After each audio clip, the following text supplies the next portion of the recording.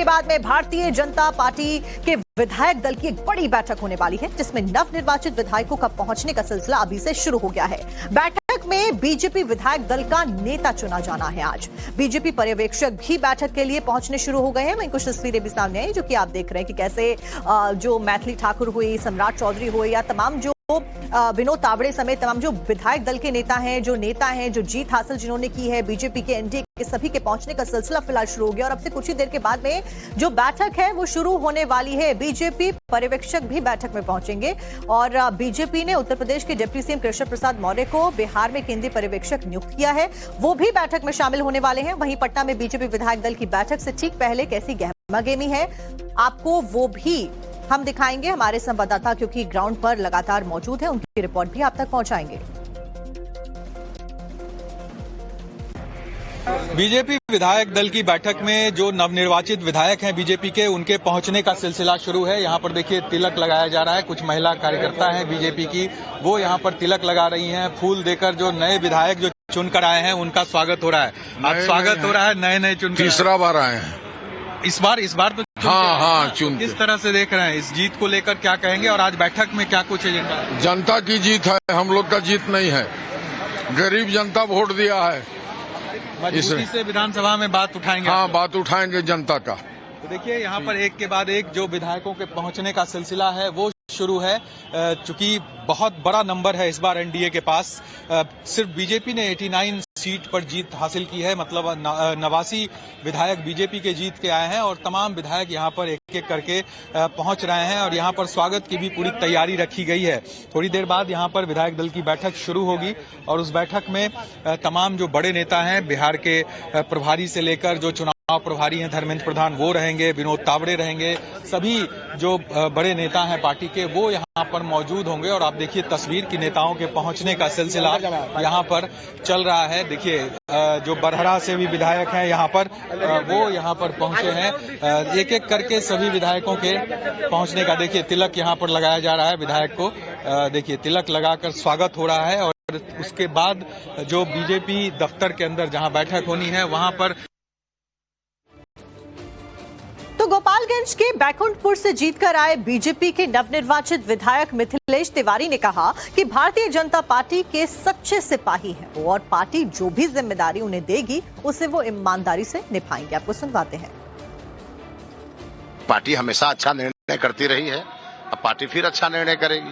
जिम्मेदारी अगर मिलती है, मंत्रिमंडल में जगह मिलती है तो भारतीय जनता पार्टी के हम लोग सच्चे सिपाही हैं। जब से राजनीति में है तब से बीजेपी में ही है। संघ के रास्ते हम लोग बीजेपी में आए हैं और बीजेपी हम लोगों का मिशन है और देश की सेवा करने का अवसर हम जैसे कार्यकर्ता को मिलता है, ये परम सौभाग्य है। वहीं गया जी से नवनिर्वाचित विधायक प्रेम कुमार ने कहा कि नीतीश के मंत्रिमंडल का शपथ ग्रहण ऐतिहासिक होने वाला है। डॉक्टर प्रेम कुमार ने लगातार 9वीं बार जीतकर रिकॉर्ड इस बार बना लिया है। इस बार उनके विधानसभा स्पीकर बनने की चर्चाएं भी तेज। ऐसे में उनके द्वारा क्या कुछ और कहा गया है, आप भी सुनिए। अभी विधायक दल नेता का चुनाव होगा, उसके बाद एनडीए नेता का चुनाव होगा जाकर के। तो कुल मिलाकर आज जो बैठक बुलाई गई है उसमें भाजपा विधायक नेता चुने जाएंगे, आगे फिर एनडीए नेता चुने जाएंगे। कल ऐतिहासिक शपथ ग्रहण समारोह होगा जिसमें देश के माननीय लोकप्रिय हमारे माननीय प्रधानमंत्री नरेंद्र भाई मोदी आ रहे हैं, भाजपा शासित राज्यों के बड़ी संख्या मुख्यमंत्री आ रहे हैं और बिहार के लाखों लोग आएंगे। कल का शपथ ग्रहण ऐतिहासिक होगा जाकर के। और आगे जो प्रधानमंत्री जी का विजन है नीतीश कुमार जी का, विकसित बिहार, आत्मनिर्भर बिहार की ओर हम लोग काम करेंगे। आपके नाम की भी चर्चा है, विधानसभा अध्यक्ष के तौर पर आपके नाम की चर्चा चल रही है। मुझे इसकी जानकारी है नहीं। मैं भारतीय जनता पार्टी का सिपाही और कार्यकर्ता हूँ, जो पार्टी फैसला लेकिन पार्टी के साथ हूँ।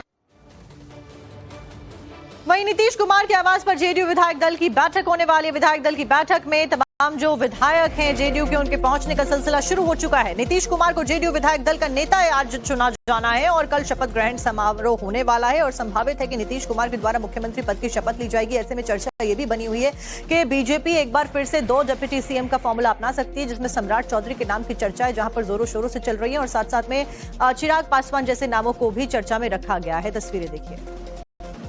सरकार के अल्पसंख्यक कल्याण मंत्री जमा खान साहब है हमारे साथ। जमा खान साहब, क्या सर कहेंगे सर इतनी बड़ी जीत? जीत के लिए मैं अपने नेता को धन्यवाद देता हूं, नेता के काम करने के तौर तरीका को धन्यवाद देता हूं, जो पूरे बिहार को पसंद हुआ, एनडीए का काम पसंद हुआ, जो लोगों ने बहुत ज्यादा आपने देखा ही होगा कि ऐतिहासिक जो समर्थन प्यार मिला है, इसके लिए मैं पूरे बिहार की जनता को धन्यवाद देता हूँ। विरोधियों को क्या कहेंगे? नीतीश कुमार कोई विरोधी का मतलब ही नहीं है। यहाँ बिहार के लोगों ने दिखा दिया कि हम लोग विकास के साथ हैं, हम लोग सौहार्द भाईचारा के साथ हैं और जाति पाति घटकर लोगों ने काम किया है। गृह मंत्रालय हमेशा मुख्यमंत्री जी ने संभाला, आगे भी सर? अब आगे तो ये नेता का निर्णय होगा ना, हम तो कार्यकर्ता हैं। चलिए देखिए, बहुत ही जो कहा जा सकता है कि उत्साहित है तमाम जदयू के नेता और मुख्यमंत्री नीतीश कुमार के आवास पर एक अन्य मार्ग पर यह बैठक हो रही है। जो भी लोग पहुंच रहे थे उन्होंने कहा कि नीतीश कुमार पर जो सवाल उठ रहे थे, चुनाव से पहले उनके नेतृत्व पर सवाल उठ रहे थे, उन तमाम सवालों का जवाब मुख्यमंत्री के साथ जनता ने, बिहार की जनता ने मैंडेट के साथ दिया। टाइम्स न्यूज़ नवाबाद के लिए पटना से गौतम गौंड की रिपोर्ट। जेडीयू से नवनिर्वाचित विधायक लेसी सिंह ने कहा है कि गृह मंत्रालय नीतीश कुमार के पास ही रहने वाला है। जैसा कि पहले रहा था वैसे ही आगे भी होने वाला है। नीतीश कुमार ही मुख्यमंत्री हैं। आपको सुनवाते हैं। ये तो औपचारिक बैठक है, विधायक दल की बैठक है, औपचारिक बैठक है। ये तो चुनाव होने के बाद बैठक होता ही है, उसी में बैठक है। क्या आप लोग आश्वस्त हैं कि नीतीश कुमार ही है के भी विधायक दल पहले थे, हैं, रहेंगे, इसमें कहाँ? मंत्रालय में हमेशा ये सब तो हम नहीं बता सकेंगे, लेकिन का जो राज लाया नीतीश कुमार ने, जिम्मेवारी आगे भी नीतीश कुमार। हाँ, मुख्यमंत्री जी का रहेगा। मुख्यमंत्री जी ही के नेतृत्व में ही जैसे पहले बनता था वैसे ही बनेगा। विधानसभा को लेकर मैडम क्या रहेगा? अब ये देखिए, अब सब क्लियर हो जाएगा, आज सब क्लियर हो जाएगा। 11 बज गया, जाने दीजिए। जनता ने नीतीश कुमार 11 बजे के बाद बज गया। इस बीच पटना में ग्राउंड से हमारे साथ में सीधा हमारे सहयोगी साकेत कुमार जुड़ गए। साकेत, फिलहाल तमाम जो बयान है वो भी सामने आ रहे हैं। बीजेपी के विधायक दल की बैठक होने वाली है, ऐसे में क्या कुछ हो रहा है? मौजूदा वक्त में हलचल कितनी तेज है? और एक बार फिर से नीतीश कुमार की चर्चाएं सबसे ज्यादा जोरों शोरों से हो रही हैं।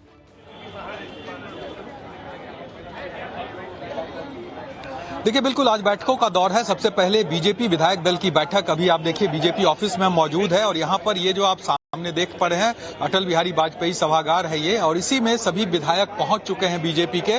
और जो बड़े नेता हैं, चाहे वो बिहार के चुनाव प्रभारी हो धर्मेंद्र प्रधान, या फिर बिहार प्रभारी विनोद तावड़े हो, सम्राट चौधरी हो, विजय सिन्हा हो, तमाम लोग थोड़ी देर में यहाँ पर पहुंचेंगे। जो अभी बीजेपी ऑफिस वो भी पहुंच चुके हैं, तो 11:30 के करीब ये बैठक शुरू होगी। और इसी तरह जेडीयू में भी जेडीयू विधायक दल की बैठक शुरू होगी। बीजेपी में विधायक दल का नेता कौन होगा, वो उसका चुनाव आज यहाँ पर इस बैठक में किया जाएगा। और जो लगभग तय माना जा रहा है, सम्राट चौधरी का नाम विधायक दल के नेता के तौर पे हो सकता है कि इसमें फाइनल कर दिया जाए। और दूसरी तरफ जेडीयू विधायक दल के नेता के तौर पर मुख्यमंत्री नीतीश कुमार का नाम सामने आएगा। और फिर लगभग 3 बजे के आसपास विधानसभा के सेंट्रल हॉल में एनडीए विधायक दल की बैठक है, जिसमें एनडीए का नेता कौन होगा, यानी कि मुख्यमंत्री कौन होगा, इसका फैसला लिया जाएगा। और उसके बाद राज्यपाल से मिलेंगे मुख्यमंत्री नीतीश कुमार, वहां अपना इस्तीफा सौंपेंगे और फिर सरकार बनाने का दावा पेश करेंगे। और कल 1:30 बजे के आसपास, 1:30 के आसपास पटना के गांधी मैदान में ओथ सेरेमनी होगा, जिसमें प्रधानमंत्री नरेंद्र मोदी के साथ साथ लगभग 1 दर्जन राज्यों के मुख्यमंत्री, कई केंद्रीय मंत्री शामिल होंगे इस पूरे शपथ ग्रहण समारोह में। लेकिन आप देखिए, सुबह से यहाँ पर तैयारी जो है बीजेपी दफ्तर में लगातार चल रही थी। विधायकों के पहुंचने का भी सिलसिला सुबह से ही चल रहा था। यहाँ पर उन लोगों के स्वागत के लिए जगह जगह व्यवस्थाएं की गई है। तिलक लगाकर जो भी नए विधायक यहाँ चुनकर आए हैं, उनको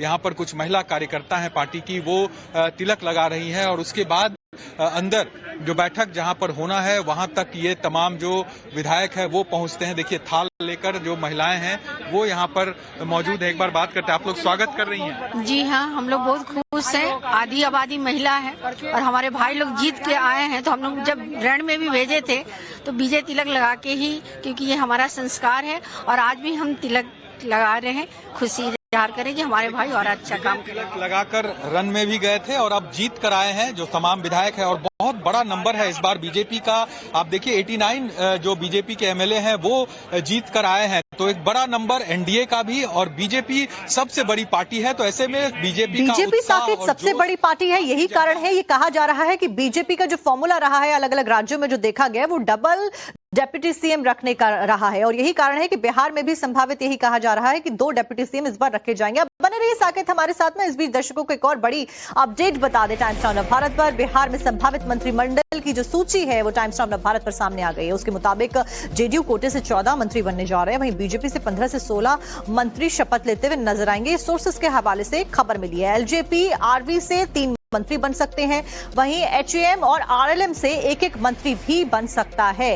साकेत फिलहाल क्या कुछ अपडेट है? सूची सोर्सेस के हवाले से सामने आ चुकी है और इस बीच आपको ग्राफिक्स के जरिए भी हम बताएंगे कि क्या कुछ बिहार की हलचल में होता हुआ नजर आ रहा है। तो एक बार जानकारी पे भी नजर डाल लेते हैं। नीतीश सरकार में जेडीयू कोटे की अगर बात की जाए तो उस कोटे से कौन कौन से संभावित मंत्री हो सकते हैं वो नाम भी अब आपके सामने रख देते हैं, जिसमें विजय कुमार चौधरी का नाम लिया जा रहा है। विजय चौधरी के साथ साथ विजेंद्र प्रसाद यादव, श्रवण कुमार, अशोक चौधरी, लेशी सिंह, मदन सहनी, सुनील कुमार, मंजीत सिंह, श्याम रजक के नाम सामने आ रहे हैं, जिनके द्वारा मंत्री पद की शपथ ली जा सकती है। वो नेता हैं जिनके द्वारा अच्छा परफॉर्मेंस लगातार किया गया है और इसी को ध्यान में रखकर यह सूची सामने आई है। सोर्सेस के हवाले से जानकारी मिली है। नीतीश सरकार में अब बीजेपी कोटे से कौन से संभावित मंत्री हो सकते हैं, ये भी एक बार ग्राफिक्स पे नजर डाल लेते हैं, वो भी जानकर आपको बता देते हैं। इसमें सम्राट चौधरी का नाम लिया जा रहा है, विजय सिन्हा, रामकृपाल यादव, नितिन नबीन, मंगल पांडे, हरी सहनी, नीरज बबलू, संजीव चौरसिया,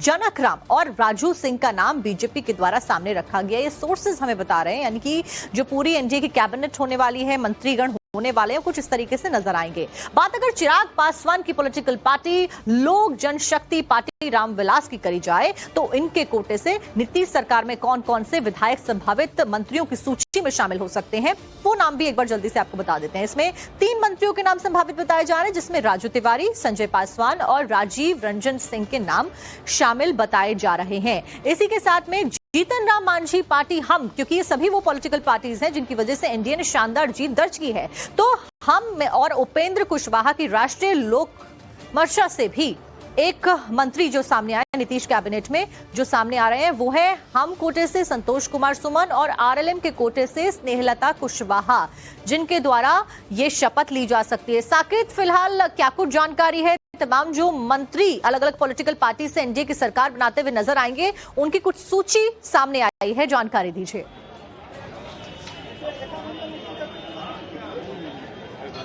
देखिए, जहां तक एनडीए की तरफ से जो मंत्री बनाया जाएगा तमाम दलों की तरफ से, तो कुछ ऐसे नाम है जो कि रिपीट होंगे, चाहे वो जेडीयू से विजय चौधरी, विजेंद्र यादव, श्रवण कुमार, इस तरह के नाम, लेसी सिंह, अशोक चौधरी, ऐसे नाम है जो कि रिपीट किए जाएंगे इस बार। और कुछ नए चेहरों को भी जगह दी जाएगी, जिसमें मंजीत सिंह का नाम सबसे प्रमुखता से चल रहा है कि वो इस बार जेडीयू कोटे से मंत्री बन सकते हैं। और इसके अलावा कुछ महिलाओं को भी नई जिम्मेदारी इस बार दी जाएगी, क्योंकि महिला वोटर्स ने बहुत अधिक संख्या में वोट किया है एनडीए को, और कहीं ना कहीं जो इतनी बड़ी जीत मिली है उसके पीछे एक महिला वोटर अहम किरदार के तौर पर उन्होंने अपना पार्टिसिपेशन दिया है। तो ऐसे में महिलाओं की दावेदारी और जो हिस्सेदारी है वो ज्यादा इस बार मंत्रिमंडल में दिखेगा। उसी तरह बीजेपी कोटे से सम्राट चौधरी का फिर से एक बार डिप्टी सीएम बनना तय माना जा रहा है। दूसरे डिप्टी सीएम कौन होंगे, क्या 2 डिप्टी सीएम इस बार भी रखा जाएगा, इस पर अभी संशय है। आज शाम अमित शाह पटना पहुंच रहे हैं, उसके बाद इन तमाम चीजों पर जो बैठक होगी और उसके बाद साफ हो पाएगा। और सम्राट चौधरी के बाद जो नाम सबसे ज्यादा चर्चा में है विजय सिन्हा है, प्रेम कुमार जो 9वीं बार जीत कर आए हैं उनके विधानसभा अध्यक्ष बनने की चर्चा है। इसके अलावा नीरज बबलू हैं जिनका नाम चल रहा है, श्रेयसी सिंह है जिनका जो महिला कोटे से अगर हम देखें तो श्रेयसी सिंह का भी नाम चल रहा है कि उनको इस बार मंत्री बनाया जा सकता है। नितिन नवीन हो, मंगल पांडे हो, संजीव चौरसिया हो, नाम जिनका जिक्र टाइम्स नाउ नवभारत ने सूची में किया। भी अब देखने वाली बात यह होगी कि मुहर किस किस नाम पर लगती हुई नजर आती है और आखिरकार कल कौन से चेहरे सामने आते हैं। बहुत बहुत शुक्रिया साकेत आपका जानकारी देने के लिए। इसी के साथ में खबरों में बढ़ते हैं आगे और अब बात करते हैं दिल्ली ब्लास्ट की। दिल्ली ब्लास्ट पर जांच में एक बड़ा